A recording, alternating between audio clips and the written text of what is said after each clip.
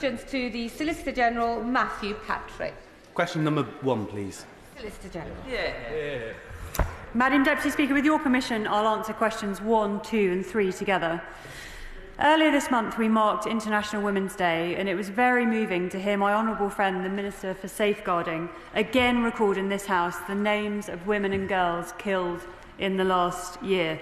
The scale of violence against women and girls in this country is completely intolerable, and that's why, under our plan for change, this government has already taken concrete steps to tackle it, including with the introduction of Raneem's law to put domestic abuse experts into 999 control rooms. Matthew Patrick. I thank the Solicitor General for her answer. Yesterday I spoke to one of my constituents. When she was 14, she was raped by an adult that she should have been able to trust. She woke up to him raping her. She's been carrying that with her for decades. 2 years ago, she reported that, and she's been fighting for her day in court all of that time. Can the Solicitor General please set out what the government's doing to fix the broken system that is failing to deliver justice, and would she meet with me to discuss how we can better support victim survivors like my constituent? Secretary General. Madam Deputy Speaker, I'm very sorry indeed to hear of the case that he raises. As he knows, this government inherited a criminal justice system in crisis with a record Crown Court backlog, meaning that far too many victims, like his constituent, are waiting too long for their day in court. As part of the Domestic Abuse Joint Justice Plan, the CPS are trialling in his local area an enhanced partnership between Merseyside and Cheshire Police and CPS prosecutors to ensure that charging decisions, including in rape and serious sexual offence cases, are made more swiftly and stronger cases are brought from the outset with a view to quicker, more successful prosecutions. Irene Campbell. Thank you, Madam Deputy Speaker. As a former chair of North Ayrshire Women's Aid, I know how low the prosecution rates are in cases of violence against women and girls and how these can discourage people from coming forward at all. Victim withdrawal from prosecutions is also very high for a myriad of reasons, from poor treatment to long waiting times for court dates. What work is being done to make women feel more comfortable to come forward and report such cases and to support them throughout the whole process? I thank my honourable friend for her question. I want to pay tribute to the work that I know she's done in this area. She's absolutely right to raise this extremely important point of victim attrition, which we know is unacceptably high right across our United Kingdom. That's why we've taken swift action in England and Wales through the CPS Victim Transformation Programme, appointing victim liaison officers to support victims throughout the legal process. And I know that the Scottish Labour leader, Anas Sarwar, has also pledged to make this issue a priority as part of his new direction for Scotland. Turmaine. Thank you, Madam Deputy Speaker, and I thank the Solicitor General for her answer. Controlling and coercive behaviour is an insidious form of abuse. Can my honourable friend please outline what the government is doing to deal with it? Insidious is absolutely the right description, Madam Deputy Speaker. We fully recognise just how damaging this form of abuse is, and indeed that it can follow a pattern of escalation that can lead to violence. That's precisely why the Joint Justice Plan is underpinned by a commitment to tackle all forms of domestic abuse, ensuring that police and prosecutors can jointly tackle coercive control. And Madam Deputy Speaker, I also want to note that the Court of Appeal has recently increased 2 sentences for controlling and coercive behaviour by way of the unduly lenient sentence scheme, which I hope sends a very, very strong signal about just how seriously this conduct will be taken. Sir Christopher Chope. Thank you, Madam Deputy Speaker. Can the Solicitor General confirm that it is imperative that prosecution rates for all cases of violence are increased? And can she confirm that she's not suggesting to the prosecuting authorities that they should discriminate on the grounds of gender? Madam Deputy Speaker, I can indeed confirm that this government and indeed the CPS take prosecuting all crimes, including the most serious crimes, seriously. Equality before the law is a fundamental principle. It underpins the rule of law, and indeed it is foundational to this country. Hobhouse. Thank you, Madam Deputy Speaker. We know that many victims are so traumatised after an assault that it takes them some time to actually come forward, and that causes delays, and that allows perpetrators to actually erase their traces and their steps. What more can we do to encourage any victim of assault to come forward as quickly as possible and know that they will have support as soon as they're reporting something? And Deputy Speaker, the Honourable Member raises a very, very important point, and the CPS is doing work right across the country to ensure that victims feel more able to come forward, and indeed that their service to victims is improved. But she'll understand that the court backlog is absolutely key. We have to tackle the court backlog. Unfortunately, we inherited a record court backlog from the previous government, but it's key that we tackle that, and the Lord Chancellor is taking a range of measures to get that court backlog down so that victims will have the confidence that when they come forward, they will see their day in court and justice will be done. Will Foster. Madam Deputy Speaker, in Surrey alone there are 1,500 cases that are waiting for their date in our Crown Courts, including 166 sexual offences against women and girls. Prosecutors have been telling victims that they have between 2 and 5 years wait in the court to get their day in court, and I think that's appalling. Will the Solicitor General agree to talk to the Ministry of Justice to reopen Woking's court building and complex that was closed by the former Conservative government to provide greater legal capacity in Surrey? Well, Madam Deputy Speaker, the Honourable Member is absolutely right to suggest that the root causes of the backlog are a direct result of Conservative choices and indeed inaction. The previous government closed over 260 court buildings, and in 1 year alone the Tories closed 84 magistrates' courts, which clearly led to this very considerable court backlog. I'm pleased to say, Madam Deputy Speaker, that the Lord Chancellor is taking action when it comes to that backlog. So she's funding 108,500 sitting days in the Crown Courts and increasing magistrates' court sentencing powers so that we can deal with that court backlog. Lee Pitcher. Thank you, Madam Deputy Speaker. Question number 4, please.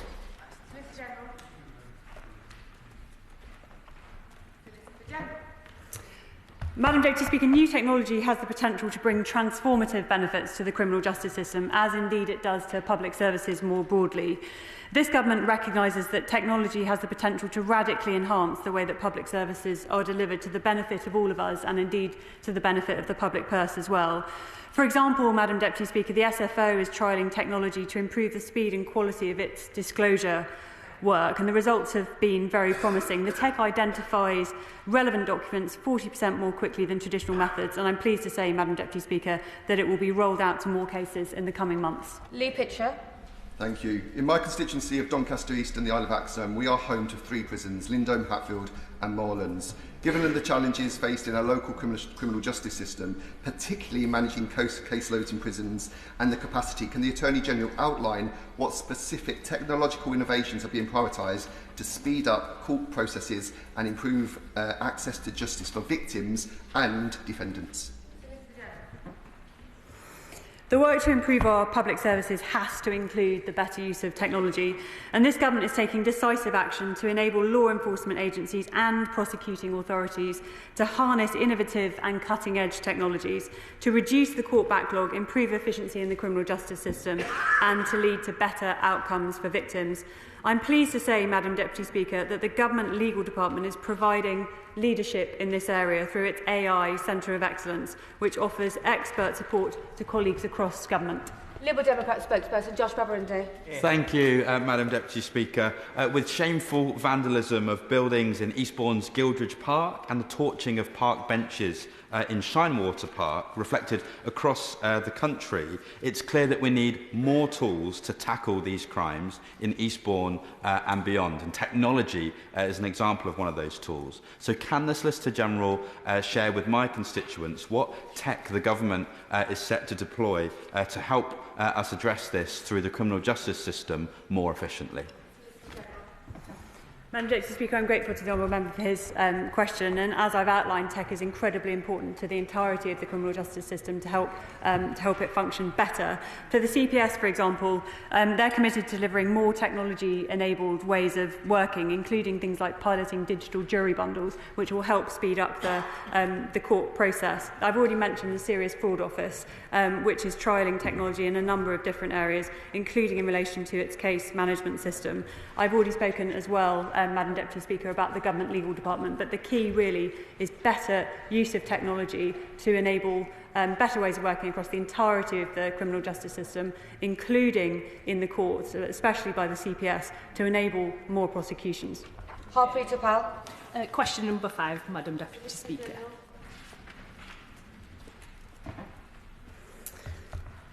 This government's priority is to keep our streets safe and to crack down on the serious and violent crime that unfortunately plagues far too many communities right across the country. As well as committing to more police officers and PCSOs on our streets, we've taken swift action to tackle knife crime by creating new offences and penalties to deter the possession and sale of these barbaric weapons. Our flagship crime and policing bill will go even further, Madam Deputy Speaker, with the biggest package of measures on crime and policing for decades. Thank you, Madam Deputy Speaker. Making sure town centres like Huddersfield are safe and thriving is important to our residents, local businesses and the nighttime economy. So how is the Solicitor General ensuring that the CPS works effectively with local law enforcement to bring offenders to justice and make our residents feel safe in our towns? Thank you. Madam Deputy Speaker, I know my honourable friend has raised these important issues on the floor of the House previously, and I know how hard she's working to ensure the safety of residents in her area. Too many town centres and high streets are plagued by antisocial behaviour and shoplifting. Crimes too often dismissed as low level, but of course communities have to deal with the consequences. This government is taking action. We're putting an additional 13,000 police and PCSOs on our streets. We're introducing respect orders to ensure that disruptive antisocial behaviour is eradicated from our town centres. And I've been visiting local CPS units around the country, and I've seen firsthand the hard work that they're doing to ensure crimes are successfully prosecuted and perpetrators are put behind bars. Shadow Solicitor General Helen Bront. Thank you very much, Madam Deputy Speaker. The independent review of the Southport attacks condemns CPS and police near silence following the attacks. It establishes silence as a catalyst for media disinformation and public distrust.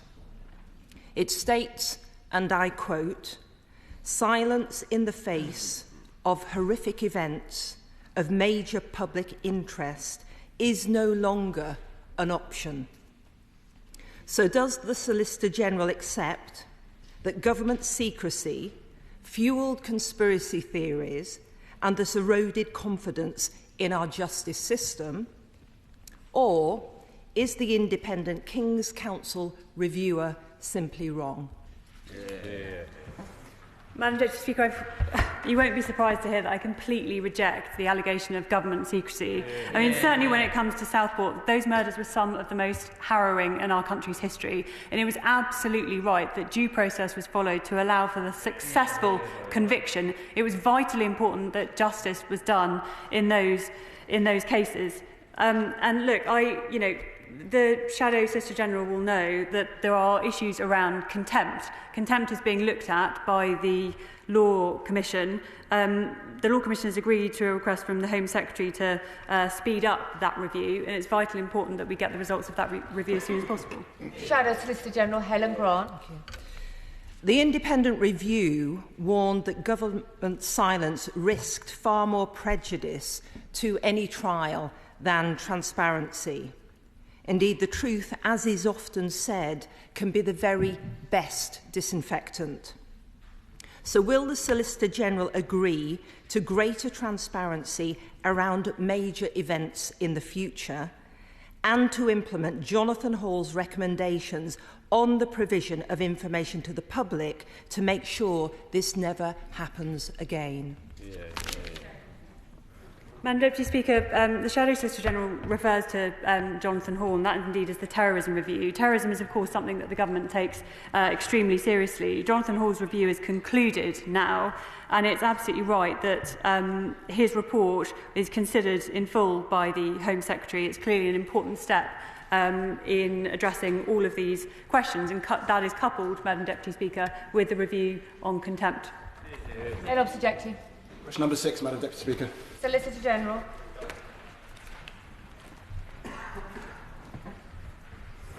Madam Deputy Speaker, this government unfortunately inherited a record Crown Court backlog, and the human impact of that backlog is felt most severely by victims, with lengthy delays much too common and victim attrition much too high. The Lord Chancellor has already set out swift action to address this, including by increasing the number of Crown Court sitting days and increasing Magistrates' Courts' sentencing powers to take pressure off the Crown Courts. And the Solicitor General will note that she's grouping this with question number 9. Ben Obsujecti. Thank you, Madam Deputy Speaker. The effective functioning of the courts relies upon sound and sensible sentencing guidelines. In just 12 days, such guidelines will no longer exist, and a two-tier sentencing system will come into force on the Solicitor General's watch. This is the 4th time this issue has been raised on this side of the House, and I hope we'll have some more luck today in securing a direct answer from the Solicitor General. Does the Solicitor General agree with the Justice Secretary that these guidelines will bring in a two-tier sentencing system, and can she confirm once and for all what is being done to stop these sentencing guidelines from coming into force? Madam Deputy Speaker, I'll remind the honourable member that the Conservative sentencing minister at the time wrote to the Sentencing Council making clear that they welcome the new guidance.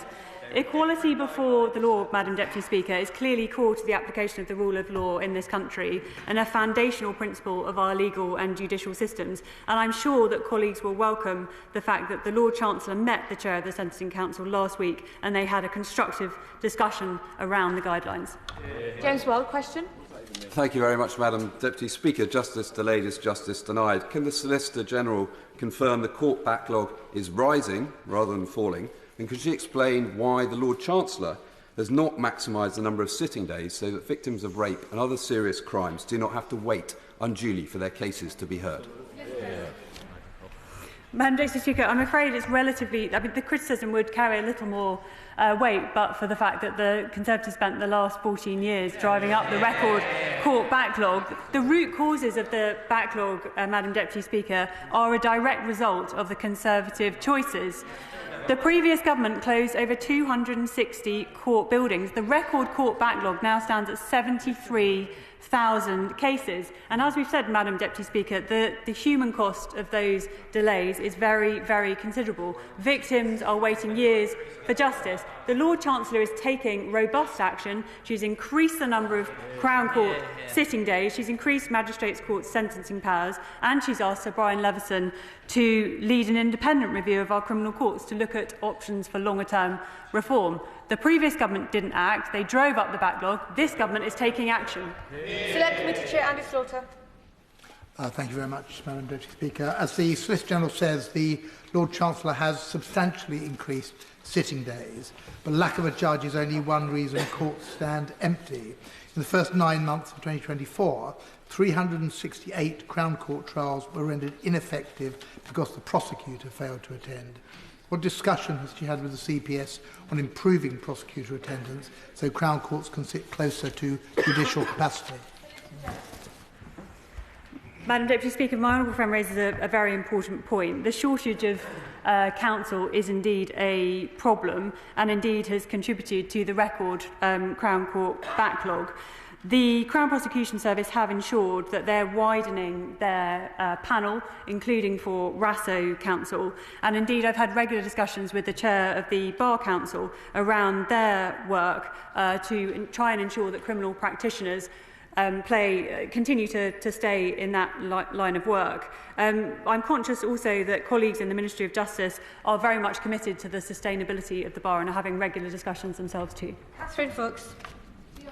Deputy Speaker. The previous Conservative government presided over a justice system where 60% of rape victims abandoned their cases primarily due to the delays in court proceedings. This government has prioritised victims by allocating a record number of sitting days.